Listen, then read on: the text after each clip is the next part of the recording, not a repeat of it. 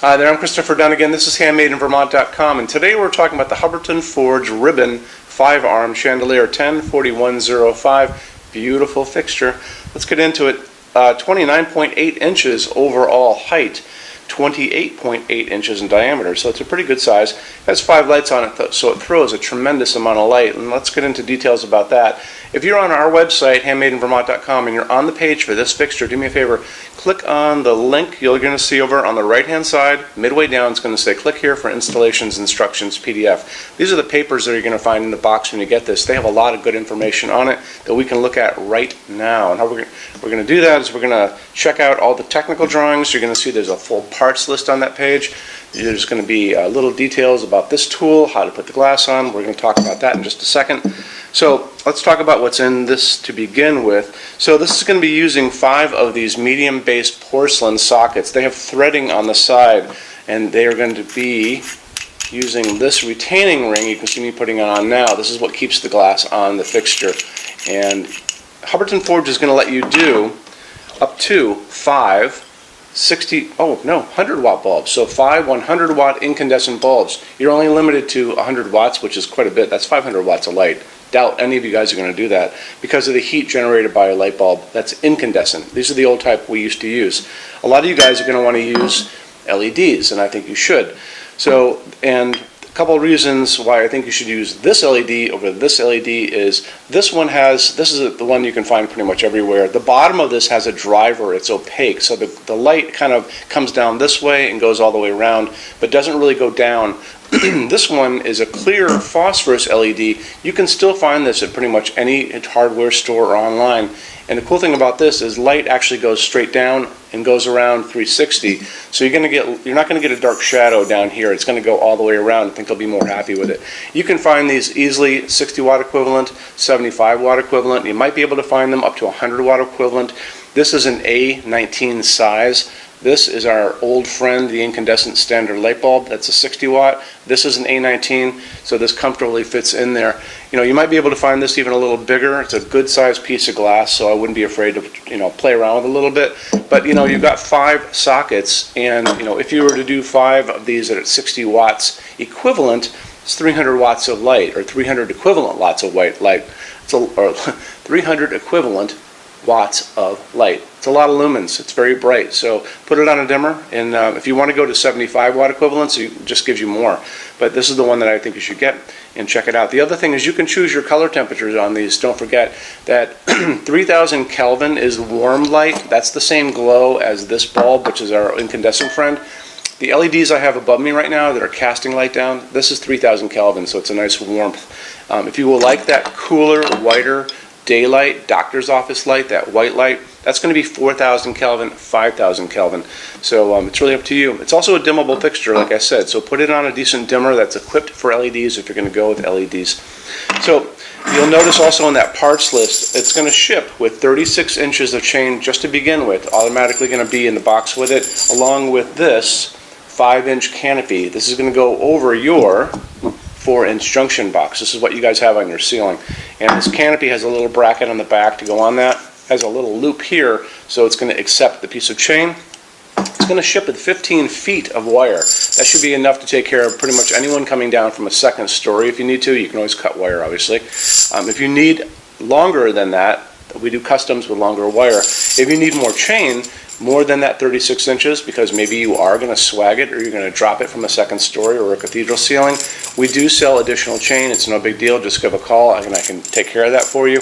There's a seam on the long side of chain that allows it to open and close. There's a tool that does that, so you can use as little or as much as you want. Remember, if you want to use one piece of chain is the minimum, because you've got to connect this to the top of the chandelier. There's a little loop on the top of the chandelier as well.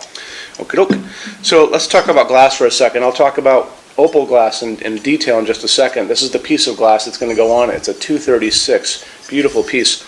This is going to be held on by the retaining ring that I showed you just a second ago. And you're going to notice that in the drawings, the technical drawings, that installation sheet, it's going to show this metal tool, and this has a flared end that accepts the retaining ring. This can sometimes fall out, and my little trick is, if you really want to make this easy, you take the glass upside down and you just rested on top of the retaining ring inside that tool. Take them both, slide them over, use two hands. Remember, righty-tighty, lefty-loosey. You're going to put it on snugly but not too tight, and you're going to pull it out. It's going to be firmly on the fixture, and then you're going to take this and put it into a kitchen drawer someday, and someday you'll be able to use it. You know, also, my hand is small enough to get into this. Most people's hands are going to be small enough to put this on, so you may not even need the tool, but it's going to be there just in case you do need it. So I want to touch on Hubbardton Forge's glass for just a second. Hubbardton Forge's opal glass is not just another piece of white glass. This is actually hand-blown glass. All of their glass is hand-blown. And to begin with, it's actually a clear piece of glass to start with. And then they come in, they blow a second layer on the inside of white glass. Then they come back and they do a third step where they sandblast the entire outside. So you'll notice when you get these in your hands, they actually have layers of glass on them on the ends. You can see them on these two pieces.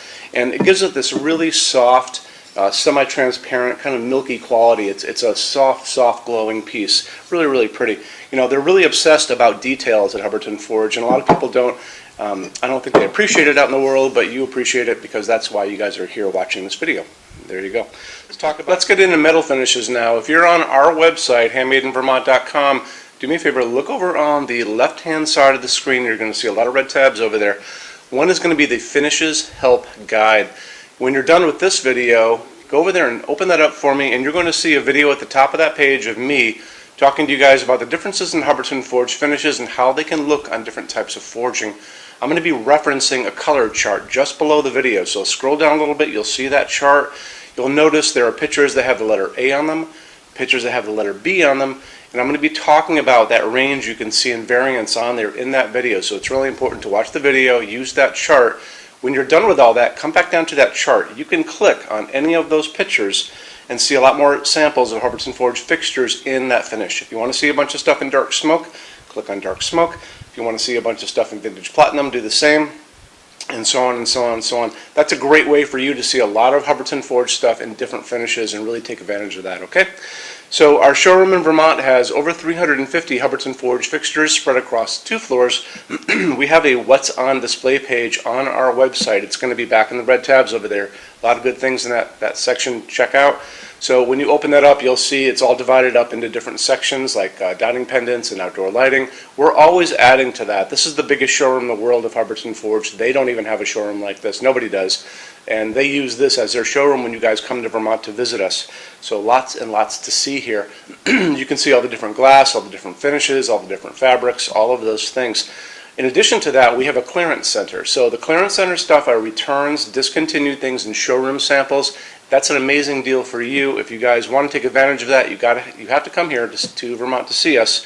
And when you do me a favor, measure all the kind of things about your project and what you guys are doing. So the most important thing is measure your ceiling heights to begin with. Measure distances between junction boxes and like windows and ceilings and those kind of things. So if you're looking at sconces on the wall, you can see if they're going to fit for you. If you're doing pendants over a kitchen island, measure the distances between those junction boxes. Widths of tables, kitchen tables, dining tables, lengths of tables, islands, all that good stuff. And also do a couple more things. If you guys have some tablets or iPads lying around, take pictures of all these things. Take pictures of the kitchen, take pictures of the projects you're doing. Bring that in so we can kind of go through those pictures together and we'll be able to see what you guys are up to, okay? And also the boxes and clearance stuff, are basically packed for shipping. Don't forget, these were supposedly shipped out. So the boxes tend to be on the bigger side, so bring a decent size SUV if you want to take stuff home. It's a really good opportunity for you. When you buy your Hubbardton Forge fixtures from HandmadeInVermont.com, shipping is free to every state except Alaska and Hawaii. There's no tax if we ship out of the state of Vermont. We're the only dealer that offers 90-day returns and no restocking fees. That's 3 months after you receive something to send it back, and there's no restocking fee on that. Some larger items and custom things, and it's usually going to be big things on pallets, are going to be non-returnable. It'll always tell you on the page for an item if that is the case, so always keep an eye out for that. And we also offer a rush program. So to get all these different metal finishes, Hubbardton Forge doesn't stock. They generally take about 3 to 4 weeks to get product out. We can cut that time in half, and it's really, really inexpensive. If you want to know more about that, just drop me a quick email, and I can clue you in on details, okay? So our showroom in Vermont is open every day except Sunday from 11 to 6. I'm here every day except Sunday from 10 a.m. to 6 p.m. Eastern Time. If you want to drop a quick email, you can do that all the time. And that's going to be at sales@HandmadeInVermont.com, and we spell out the word Vermont. Or you can call me during business hours, 802-446-2400. So thank you for stopping in today, and we'll talk to you guys soon. Take care. Bye-bye.